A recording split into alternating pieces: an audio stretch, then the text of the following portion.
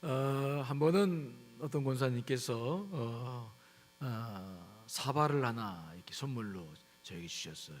사발, 우리가 막사발이라고 합니다만은 도자기 중에서 가장 흔한 도자기지만 소중한 거죠. 그래서 그 사발을 제가 소중히 여겼는데 그만 쓰다가 떨어뜨려서 바닥에 떨어뜨려서 귀가 나가고 금이 갔습니다. 속이 상했어요. 마음이 불편했습니다. 이거 어떡하나, 이 큰일 났다. 그래서 이제 선물하신 권사님한테 전화를 드려가지고 이마 해가지고 그 사발이 금이 가고 귀가 나갔습니다. 어떻게 하면 좋겠습니까? 그랬더니 권사님께서 염려하지 마시라고. 그거 갖다가 붙이면 더 멋있어진다고. 그래요? 그래서 그러냐고, 그런 것도 있냐고. 그랬더니 어느 날 정말 오셔가지고 깨진 사발을 드렸죠. 그랬더니 그분이 며칠 지나고 난 다음에 그거를 다 붙여가지고 왔어요. 사발을 또 금으로 붙이더라고요. 그걸 또 그래서 내가 처음 봤죠. 그랬더니 사발이 금 같은 거 싹 붙이고 깨진 위까지 싹 굳혀가지고 왔는데 근사해요. 쓰는데도 지장이 없어요. 그래서 그때 제가 정말 깨달은 게 하나가 있었어요. 이 사발이 깨져도 다시 주인 손에만 붙들려 있으면 이게 더 좋아질 수 있구나 한 사실을 깨달았어요. 이게 사람의 손에 그 사발이 깨졌지만 다시 붙들려지니까 다 붙이는 방법이 있고 더 예쁘게 예술적으로 처리하는 방법이 있구나. 참 놀라운 일이구나. 그때 정말 그 깨진 사발을 붙잡고 제가 얼마나 감사했는지 몰라요.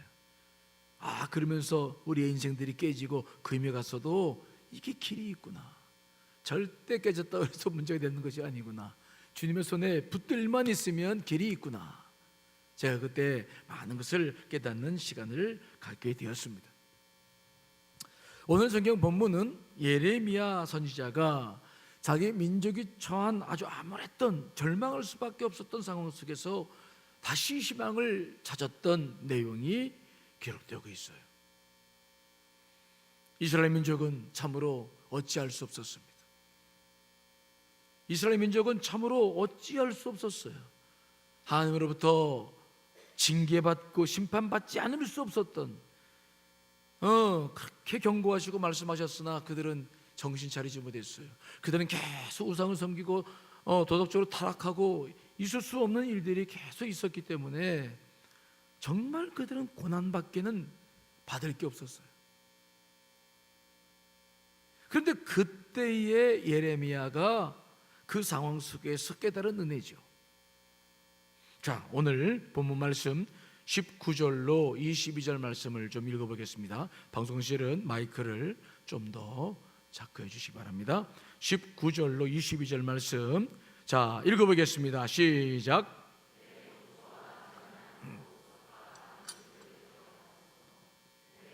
그것을 기억하고 내가 낙심이 되오나 이것을 내가 내 마음에 담아 두었더니 그것이 오히려 나의 소망이 되었사옴은 여호와의 인자와 긍휼이 무궁하심으로 우리가 진멸되지 아니함이니이다. 예레미야는 지금 하나님의 명령을 무시하고 우상을 숭배하고 도덕적으로 타락했던 이스라엘 백성들, 그 고난 앞에 서 있어요. 그래서 뭐라고 그가 그것을 표현하냐면 내 고초와 재난이다. 그리고 마치 입에 쓴 쑥을 먹은 것 같아서 쓴 쑥과 담즙, 이것은 막 먹으면 구토를 일으킬 것 같던 그 식물의 즙을 말하는 것인데 이것을 먹는 것과 같이 지금 고통스럽고 아프다. 그래서 내 고초와 재난, 곧 쑥과 담즙을 기억하옵소서. 지금 자신이 민족과 더불어서 고통 겪고 있는 그것을 기억해 달라고 기도합니다. 그래서 그는 20절에 뭐라고 말씀하십니까? 그래서 이 모든 것들 때문에 그는 낙심이 돼. 어떻게 할 수가 없어요.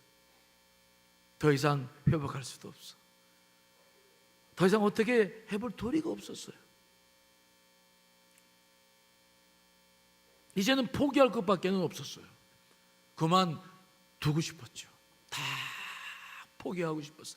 이제 이스라엘 민족 어찌 할 수도 없었고, 뭐 이 민족에게 다시 하나님 말씀을 증거할 수도 없었고, 이제 죽는 게밖에 없어요. 이제는 하나님께서 말씀하신 대로 포로 생활할 수밖에 없습니다. 그것으로 끝나는 줄 알았어요. 그런데 갑자기 예레미야 선지자의 마음이 밝아집니다. 환해집니다.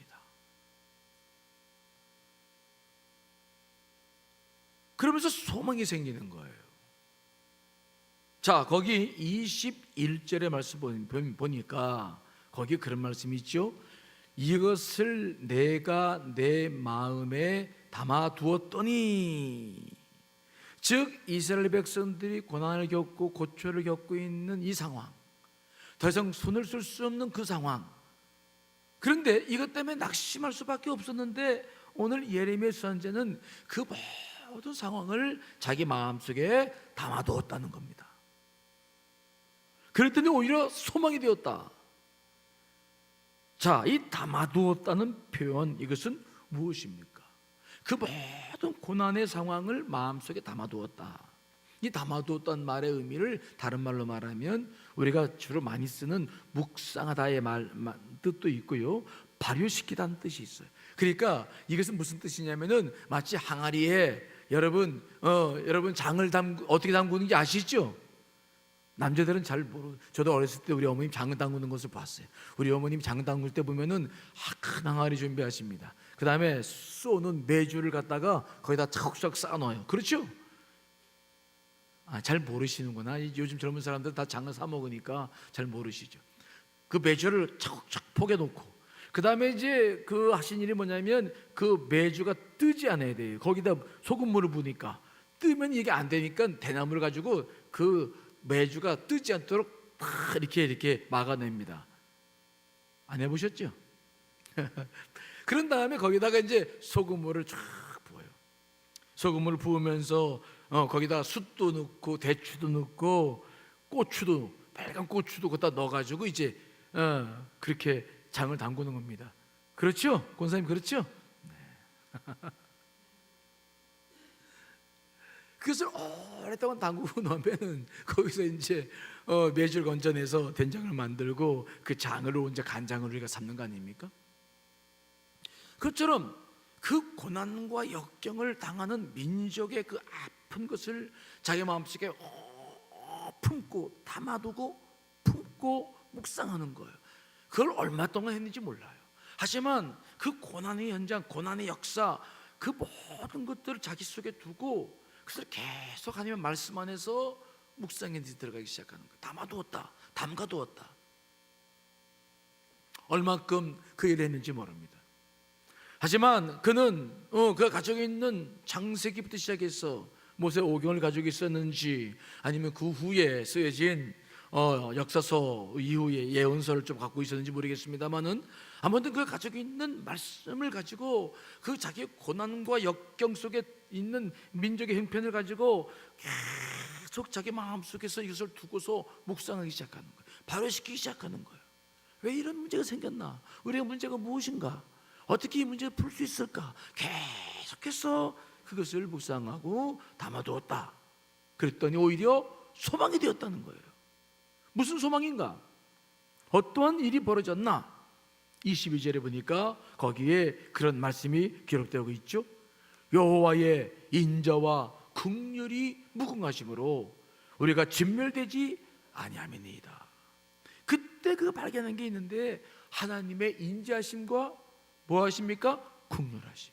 이것이 무궁하다는 거예요. 지금까지 이스라엘 민족의 역사들을 자기가 말씀을 펼쳐놓고 지금 처한 상황을 마음속에 담아두고 계속 묵상해 보니까 거기서 하나님의 성품 두 가지가 발견되기 시작했는데, 그 두 가지가 뭐냐면 하나님의 인자하심이에요.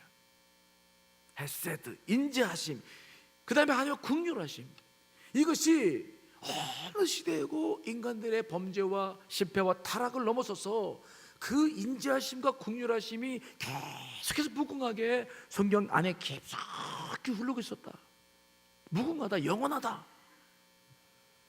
그런 관점을 가지고 그것을 발견해서 자기 민족의 역사를 딱 보니까, 우리 민족은 멸망당하지는 않겠다. 이 상황으로 끝은 아니다. 다시 소망이 있다라는 사실을 발견했다는 것입니다. 이해되십니까? 즉 자기가 처해 있는 모든 상황을 다시 말씀 안에서 계속 묵상하고 그것을 발현시키면서 계속 보았더니 지금까지 지나온 인류 역사 속에서, 이스라엘 민족 역사 속에서 무엇이 발견되느냐? 자기들이, 인간들의 범죄와 타락과 죄보다 더 큰 사랑이 있었는데 그것이 바로 하나님의 인자하심과 뭐라고요? 긍휼하심인 줄 분명히 믿습니다. 인간들이 무엇을 하고 무엇을 해서 쓰러지고 넘어지던 훨씬 더 하나님의 성품이, 그 사랑이, 그것을 담고도 남을 만한 큰 사랑이 있다는 거예요. 무궁한 사랑, 영원한 사랑이 있다는 거예요. 그 사실을 예레미야가 발견했을 때에 그래서 오히려 이것이 소망이 되었다. 그러므로 자신이 보니까 이스라엘 백성은 이번에도 분명히 고난을 겪을 수밖에 없지만 그러나 이것이 끝이 아니다. 다시 소망이 있다는 것을 발견했다는 거예요. 여러분, 오늘도 여러분들 안에 여러분들이 지금 겪고 있는 모든 문제보다 더 큰 하나님의 놀라우신 이 두 가지 성품, 그분의 인자하심과 긍휼하심을 발견하시기를 간절히 축원합니다. 내가 지금 어떠한 상황에 처해 있든지, 내가 지금 어떻게 죄 속에 있든지, 또 내가 얼마나 실패했든지 그보다 훨씬 더 크신 하나님의 인자하심과 긍휼하심, 이것을 우리가 발견했을 때 오늘 우리는 그 말씀 붙잡고 다시 일어서게 될 줄 믿습니다. 그게 굉장히 중요한 것입니다. 자, 첫 번째, 하나님의 인자하심이라는 단어를 살펴봅니다. 이것은 무엇입니까? 히브리어는 헤세드라는 말씀입니다. 불쌍히 여긴다. 즉 이것은 사랑할 수 없는 사람이에요. 그런데 그럼에도 불구하고 하나님께서 사랑하시는 거예요. 그래서 이 헤세드라는 단어에는 어떤 말들이 들어가 있냐면 그럼에도 불구하고의 사랑이라는 그 부가적인 언어의 의미가 들어가 있어요. 즉 하나님의 인자하심이란 뭐냐? 무슨 사랑이라고요? 그럼에도 불구하고의 사랑이에요. 정말 미워 죽겠어, 저가 내가 그냥 꽉 받고 싶고 좀 때려 주고 싶은데 그럴 수 없어. 그럼에도 불구하고 사랑하는 거예요. 조건을 초월한 사랑, 이해를 초월한 사랑, 조건 없는 사랑, 도무지 사랑할 수 없는 사랑을 사랑하는 것, 도무지 구원할 수 없는 사람을 구원하는 것, 이것이 바로 하나님의 인자하심인 줄 믿습니다. 이것이 이 역사 속에, 인간 인류 역사 속에서 계속 흐르고 있는 거예요. 인간의 죄악보다도, 인간의 타락보다도 이 사랑이 더 큰 거예요. 그래서 이것은 무엇을 말하냐면은 무조건적인 사랑을 말해요. 여러분, 우리 인간들이 하는 사랑은 주로 어떤 사랑입니까? 무슨 사랑입니까? 조건적인 사랑. 그렇죠? 내가 준 만큼 받으려고 그러고, 내가 받은 만큼 뭐 하려고 하는 겁니까? 주려고 그래요. 이게 우리가 가지고 있는 조건적인 사랑이죠. 아무리 부모 자식 간에도 물론 부모들에게는 원초적인 사랑이 있기 때문에 그 자식들에게 우리가 미워하거나 그러진 않겠지만 그래도 자식 간의 사랑의 온도 차이가 있습니까? 없습니까? 없어요? 자식이 둘이건 셋이거든 그 자식들이 하는 것에 따라서 내가 베풀어 주는 것, 원초적인 사랑은 있지만 그래도 사랑의 온도는 좀 달라요. 저는 다르지 않습니다. 우리 예은이 시인이, 우리 시인이가 가끔 그렇게 자기 여자라고, 걔는 그런 걸 되게 따져요. 여자라고, 뭐 아들이라고 예인이도 사랑하고, 뭐 딸이라고. 내가 언제 그러냐? 아빠, 솔직히 말해봐. 아빠 이래가지고 이랬지. 이거 나 딸이라고 그래서 차별하는 거 아니야? 난 생각지도 못한 문제를 얘기하는 거예요. 아니, 야, 아빠는 그렇지 않아. 넌 딸이라고 해서, 야, 아빠가 언제 그러대? 아니라고 막 또. 에이, 그 참. 아무튼 우리가 하는 사랑은 부모든 누구든 조건적인 사랑일 수밖에 없어요. 그런데 조건적인 사랑이 왜 무서운 것인 줄 아십니까? 굉장히 무섭습니다. 이 조건적인 사랑이 어떤 무서운 결과를 낳냐면 이것은 분노의 쓴 뿌리를 갖게 한다. 뭐라고요? 따라합시다. 분노의 쓴 뿌리. 부모들이 편애하는 것은 자식들에게 분노의 쓴 뿌리를 심어주는 거예요. 굉장히 무섭습니다. 형제간에 시기 질투하고 미워하는 것, 이거 참 굉장히 어렵습니다. 이 분노란 뭐냐? 우리가 조건적인 사랑을 받을 때 내 안에 생기는 이 분노는 무엇입니까? 내가 거절당했다는 감정이에요. 따라서 자신이 조금만 소외당하거나 무시당하다 싶으면은 여지없이 폭발합니다.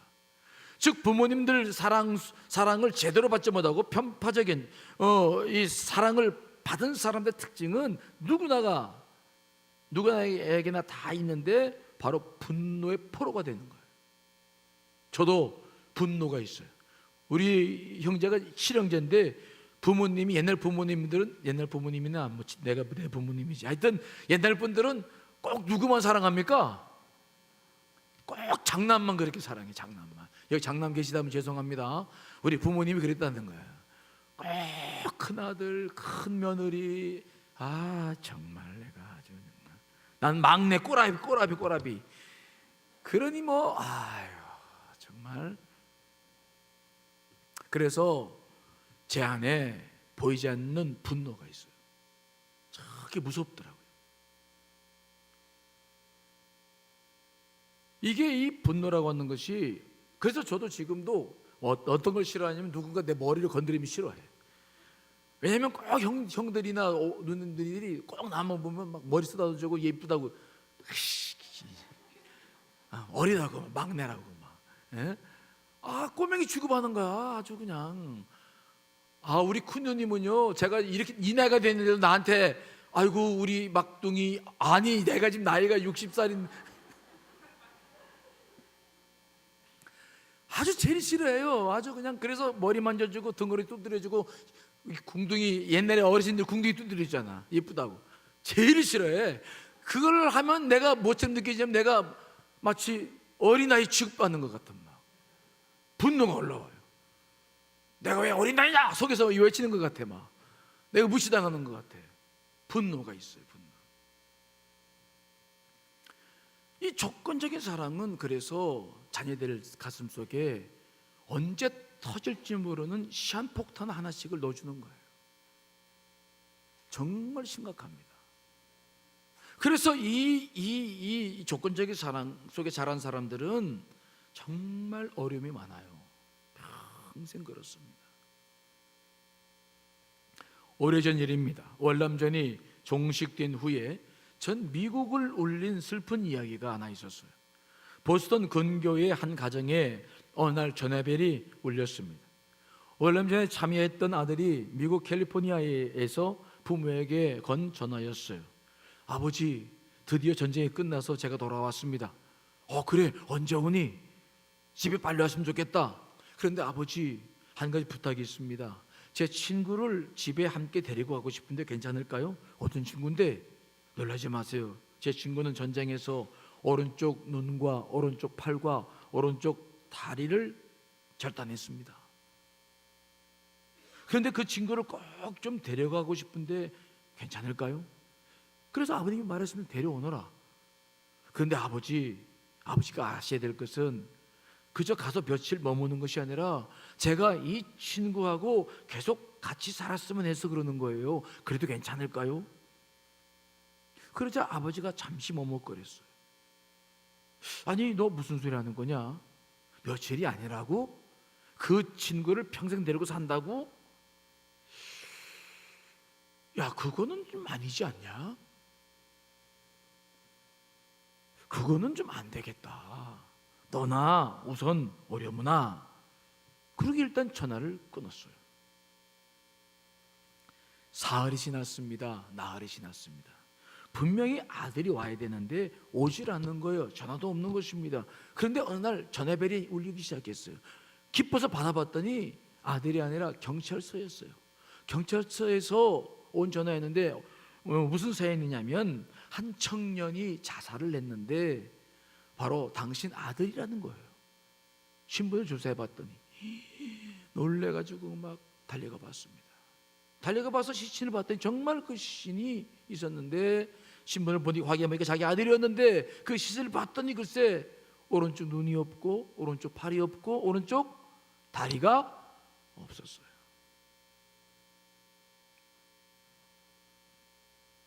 집에 데려가고 싶었다고 하는 그 친구는 다름 아닌 자신이었던 것입니다. 물론 우리는 이 청년이 아버지께 전화한 방식에 대해서 이의를 제기할 수 있습니다. 왜 그렇게 전화를 했어? 솔직히 이야기하면 되지 않았을까? 하지만 그 청년은 평소 자신을 사랑했던 부모님이 어떤 분인가를 알고 있었어요. 그 부모님은 늘 조건적인 사랑을 했던 자기가 원하는 만큼 수준이 되지 않으면 아들을 거들떠보지 않았던 그런 부모님이었어요. 자기가 돌아갔는데, 자기 아들이 왔는데 아들이 눈 한 적이 없고 팔이 하나가 없고 오른쪽 다리가 없는 아들이었다고 한다면, 정말 그 아들이 생각했던 아버지는 과연 자기를 사랑할 수 있을까? 자기를 받아줄 수 있을까? 그 아들은 자기 아버지를 오해하고 있었어요. 아버지가 그동안 베풀어주던 사랑 때문에 그 아들은 더 이상 자신을 자기 아버지가 받아줄 존재라고 여기질 않았던 것입니다. 그래서 친구 이야기를 하면서 자기 이야기를 애둘러서 이야기를 했던 것입니다. 근데 아버지는 그 이야기를 못 들었어요. 그 사랑을 받아들이질 않았어요.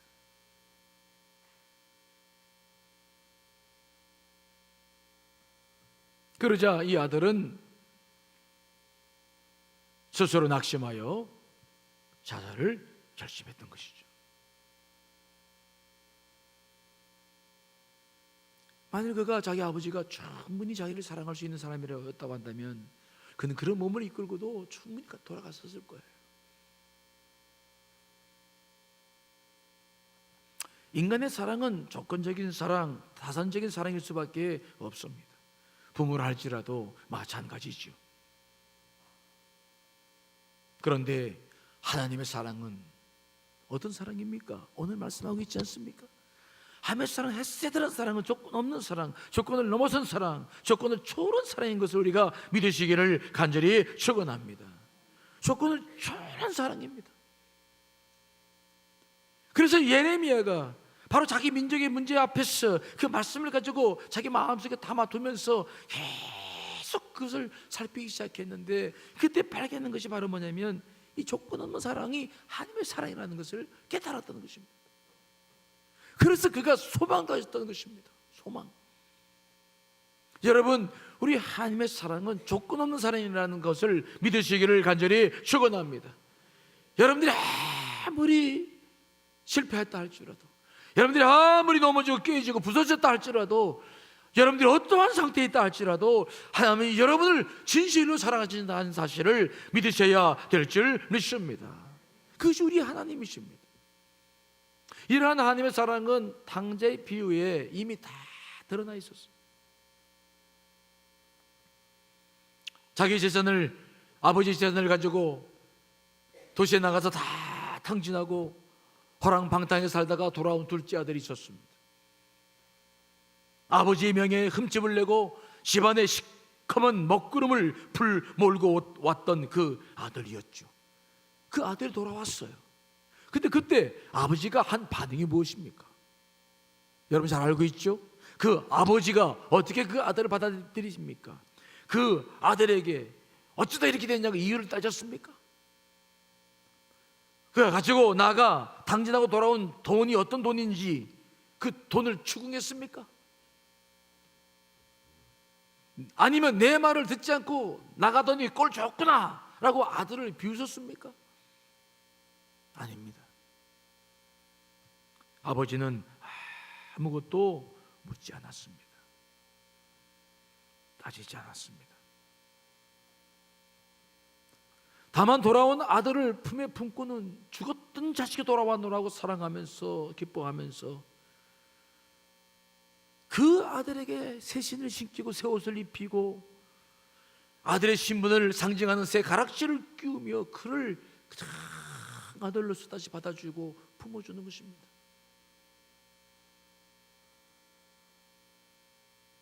탕자가 집에 돌아온 것은 그때였지만 정말 자기의 마음까지 다 돌아온 것은 언제였습니까? 바로 그 아버지의 사랑을 경험한 순간이었을 거예요. 만일 몸은 돌아왔으나 아버지가 계속해서 그를 죽음겠다고 생각해 보십시오. 너 어찌나 이렇게 이 모양이 되었느냐? 너 돈 어떻게 했느냐? 어떻게 살았느냐? 무엇을 하다 살았느냐? 이놈아, 네가 애비 망신 집안 망신 다 시켰구나. 그리고 그 아들에게 소리쳤으면 몸은 돌아왔겠죠. 하지만 그의 마음은 돌아오지 않았을 거예요. 그의 마음은 영원히, 아니면 또 떠나려고 계획을 했을 거예요. 하지만 아버지는 계속해서, 아버지는 그 어떤 이유도 달지 않고 그를 또 받아주시고 그를 정말 사랑했어. 온전히 사랑했어. 조건 없이 사랑했어. 그래서 당자가 그의 몸과 함께 마음까지도 온전히 집에 돌아온 줄 믿습니다. 정말 아버지 품 안에 안긴 거예요.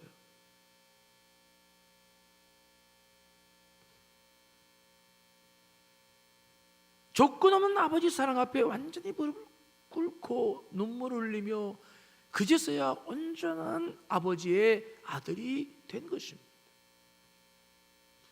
조건 없는 사랑. 사람을 변화시키는 것은 바로 그 사랑, 하나님의 인자하심이에요.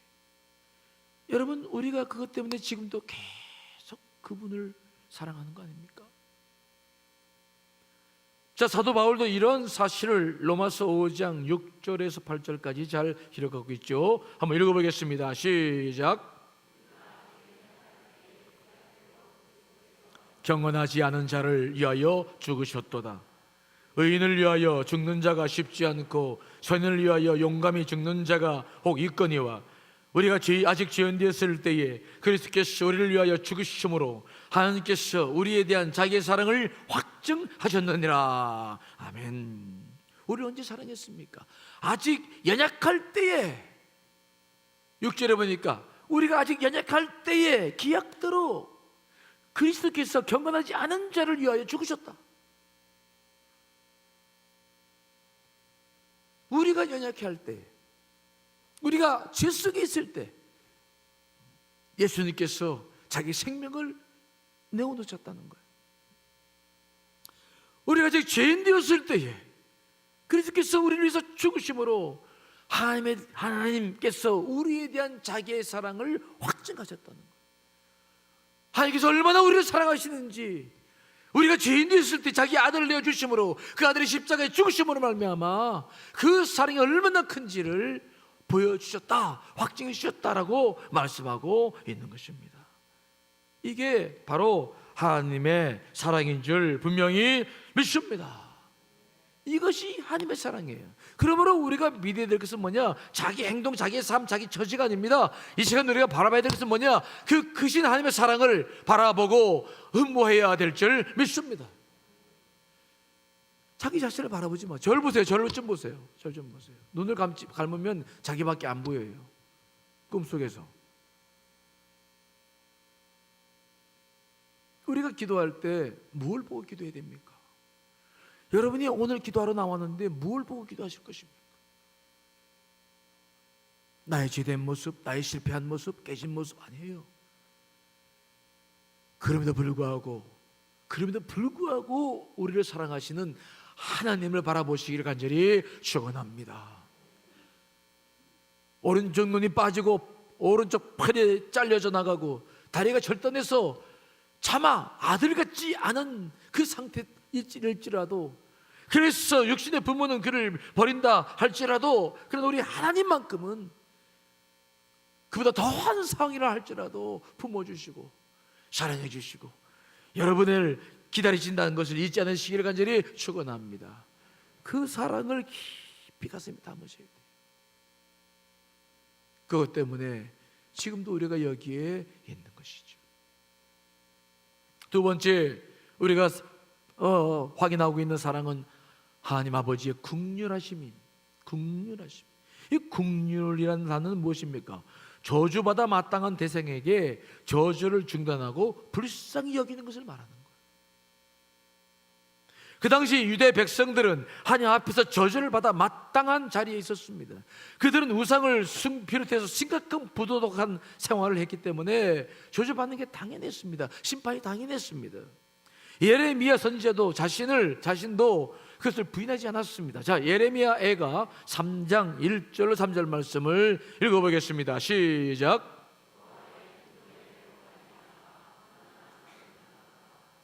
나를 이끌어 어둠 안에서 걸어가게 하시고 빛 안에서 걸어가지 못하게 하셨으며 종일토록 손을 들어 자주자주 나를 치시는도다. 예레미야도 알고 있었어요. 자기가 매로 고난 당할 수밖에 없음을, 이 민족이 하나님께서 치실 때마다 마땅히 고난 저 징계를 받을 수밖에 없음을 알고 있었어요. 원망할 수 없었습니다. 알고 있었습니다. 마땅했습니다. 그 징계 앞에 그 무엇도 반항할 수 없었습니다. 하지만 그 징계를 내리시는 하나님의 본성이 무엇입니까? 본심이 무엇입니까? 예레미야가 하나님의 말씀을 묵상하면서 이 상황을 자기 마음속에 담아두면서 발견한 하나님의 본심은 무엇입니까? 비록 겉으로 봤을 때는 지금 징계를 당하는 것 같고 매를 맞는 것 같고 회초리질을 당하는 것 같으나 그 회초리를 대시는 하나님의 본심이 무엇이냐는 거예요. 이것을 예레미야는 발견하기 시작했습니다. 자, 예레미야 애가 3장 32절로 33절의 말씀을 읽어보겠습니다. 시작.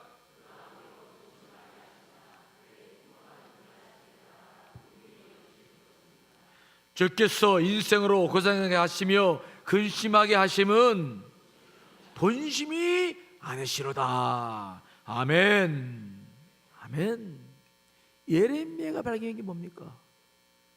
정말 우리 민족은 매로 다스릴 수밖에 없고 회초리질 당할 수밖에 없고 채찍질을 받을 수밖에 없지만, 그래서 지금 그 고난을 겪고 있지만, 그러나 이 회초리를 드신 하나님의 본심은 그게 아니라는 거예요. 하나님의 본심을 바라보자는 것입니다. 하나님의 본심을 바라봤을 때 예레미야가 희망을 갖기 시작한 것입니다. 그 본심이 무엇입니까? 그것은 어떻게 해서든지 우리로 하여금 평안과 기쁨을 주려는 것입니다. 예레미야 29장 11절 말씀을 읽어보겠습니다. 시작.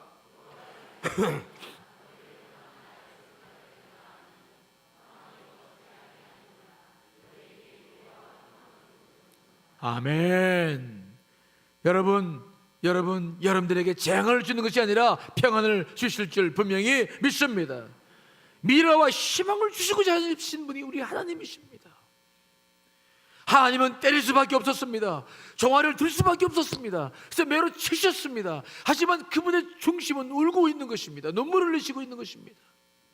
이 하나님의 사랑을 우리가 다시 느낄 수 있어야 돼요. 확인할 수 있어야 돼요.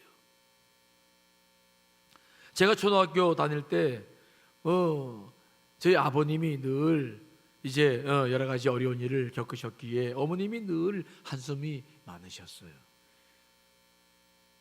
그러니까 어머님은 늘 자식들에게 관심을 더 가질 수밖에 없었죠. 제가 막내입니다. 어머니가 가장 늦게까지 있었죠. 저에게도 늘 그래서 많은 관심을 기울여 주셨어요. 근데 저는 늘 집에 늦게 들어갔어요. 왜냐면 집에 들어가면 어머님이 한숨 소리가 너무 깊어가지고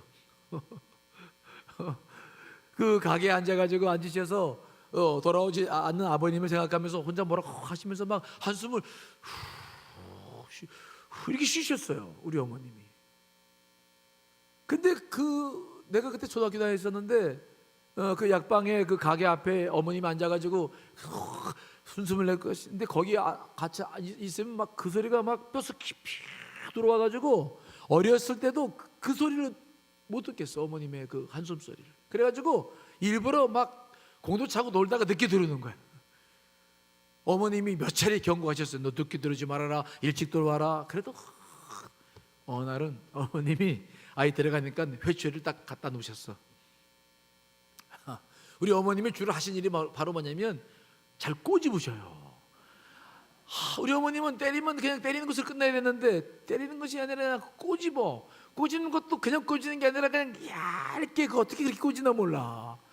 그냥 옷을 잡고 꼬집는데도 그 살이 그냥 조금 이렇게 그게 더 아파. 아주 그냥 이게 그냥 꼬집어도 이렇게 꼬집으면 괜찮은데 그냥 피부로 그냥 차를 맞는 것보다 그게 더 아파. 막 우리 어머님은 막 걷어라 그러면 그냥 회초리를 막 때리고 그다음에 또 그것도 분이 안 풀리면 막 또 꼬집는다.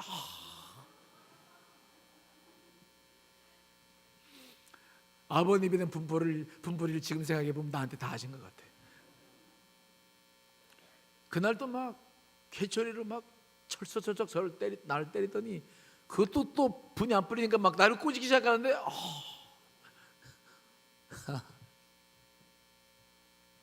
그날 너무 속이 상해가지고 그래서 그냥 밥도 안 먹고 제 방에 들어가서 그냥 막 잠을 잤어요.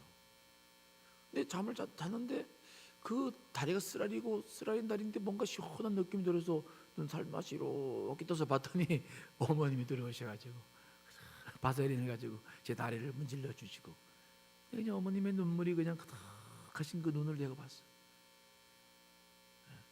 회초리질을 다 하셨는데 어머님 마음은 얼마나 아프셨던지 그냥 그 새벽에 몰래 들어오셔가지고 아들 종아리를 문지르시면서 그냥 눈물 흘리시는 거예요. 제가 그때 이후로는 어머님이 때리시려면 늘 몸을 갖다 드렸어요. 때리세요. 그리고 기꺼이 어머님 화풀이가 되어드리겠다고 속으로. 그 어머님 눈물 잊을 수 없어요.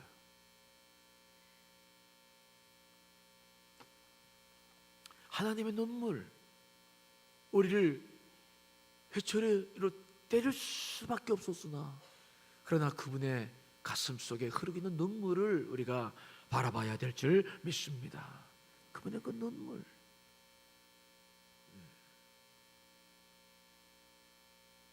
그것이 우리에게 지금도 얼마나 소중한 것입니까? 그런데 오늘 예레미야는 더 깊은 이야기를 하고 있죠. 자, 오늘 본문 22절 23절 말씀을 읽어보겠습니다. 시작.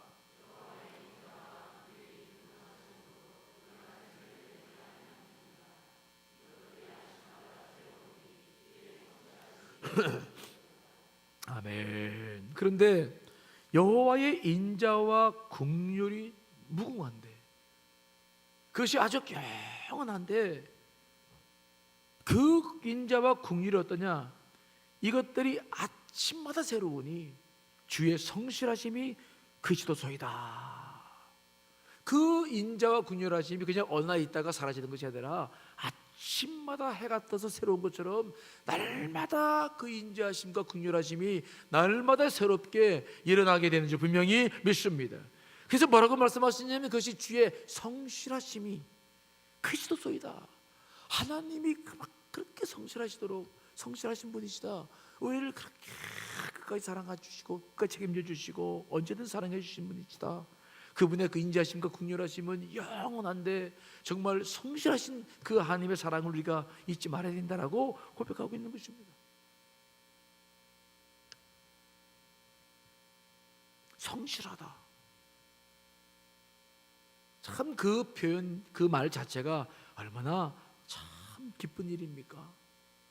아무개는 참 성실한 사람이야. 참 그런 말을 듣는 사람은 너무 정말 귀한 사람이죠.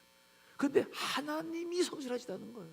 하나님이 우리를 사랑하시는 그 하나님이 그 사랑이라는 것이 얼마나 깊고 끝이 없는지 성실하시다, 이거밖에 표현이 안 돼. 하나님이 우리를 사랑하시는 것은 이렇게밖에 안 돼요. 일회용 자비나 일회용 긍휼이 아니라 아주 그냥 한결같으신데 이건 뭐 정말 큰 힘 없는 거예요. 이것은 우리와 너무 다른 사랑이에요. 우리의 사랑은 어떻습니까? 우리 이례적이죠. 우리가 연말연시가 되거나 이런 가을이 되면은 추억 속에서 옛날 사람들이 그리워지니까 가끔 뭐 관심 갖지 않는 사람들에게 전화도 하고 관심을 표현할 수도 있지만 그것은 이례적인 거예요. 하지만 하나님의 사랑은 날마다 새롭다. 아침마다 새로우니 주의 성실하심이 그리스도소이다. 아멘. 아침마다 새롭다. 그분의 사랑은 이렇게 성실하시다. 그러므로 여러분, 하나님 앞에 눈치 보지 않으시기를 간절히 축원합니다. 따라합시다. 눈치 보지 말자. 하나님의 눈치 보지 마세요. 잘못했으면 잘못했다고 고백하시길 간절히 바랍니다. 그러면 하나님께서 그대로 용서해 주실 줄 믿습니다. 실패했으면 실패했다고 말하십시오. 눈치 보지 마십시오. 그분의 사랑은 여러분들의 행동을 근거한 것이 아닙니다. 여러분들이 어떠한 삶에 처해있든지 어떤 행동을 했든지 하나님의 사랑은 끝이 없습니다. 그러므로 당당하게 눈치 보지 마시고 여러분 하나님 앞에 기도하시길 간절히 축원합니다. 그러면 그분께서 그분의 사랑과 긍휼하심을 베풀어 주실 줄 믿습니다. 그것이 하나님께서 우리에게 주시는 그분의 사랑이라고 말씀하고 계신 것입니다. 아침마다 새로워요. 아침마다 새로워. 그분의 성실하심은 너무 크십니다. 우리가 생각하는 그런 사랑이 아닌 것입니다. 그분은 저녁이 돼서 아침이 되면 다시 새롭게 우리를 바라보시고 또 우리를 바라봐 주시고 또 우리에게 역사해 주시는 것이 뿐이십니다. 아침마다 새롭다. 바로 그분이 우리가 믿는 그 하나님이시죠. 여러분, 왜 우리가 가끔 부모님, 어머님, 아버님, 특별히 어머님이 보고 싶습니까? 저도 요즘 가을이 되니까 소천하신 어머님이 간간히 생각이 되고 장모님도 생각이 됩니다. 참 효도를 다 하지 못했어요. 죄송스럽고 가슴이 아파요. 왜 이런 마음을 품느냐? 그분들이 나에게 보여주셨던 진실한 사랑 때문이죠. 끊임없는 사랑 때문이죠. 우리는 그 사랑을 입고 지금까지 살아왔고 그래서 더 그 사랑이 우리 안에 있는 거예요. 하나님의 사랑이 그렇습니다. 끝없으신 그분의 사랑. 자, 오늘은 눈치 보지 마시고 기도했으면 좋겠어요. 여러분들의 삶이 어떠하든지, 여러분의 형편이 어떠하든지, 여러분 자신에게 포인트를 맞추지 말고 누구를 바라봐야 됩니까? 하나님을 바라보세요. 끊임없는 그 사랑, 아침마다 새로우니 주의 성실하심이 크시도소이다. 아멘. 그분의 끝없는 사랑, 인자하심, 긍휼하심 앞에 머리를 숙이며 온전히 기도하신 여러분 되시기를 간절히 축원합니다. 자, 우리 찬송 같이 부르시고 말씀 붙잡고 기도하겠습니다.